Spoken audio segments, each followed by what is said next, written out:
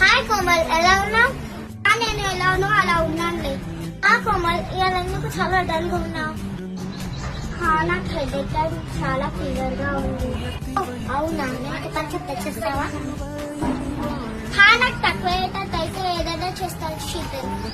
అయితే మనం ప్రేయర్ చేసుకుందాం. ఏసయ్య మన మాటలు విని నేను స్వస్థపరుస్తాడు. నిజమా? సరే శీతల్, మరి వెళ్దాం.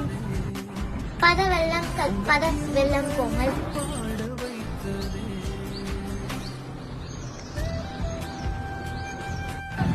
కొద్దిగా రిలీఫ్ దొరికింది శీతల్.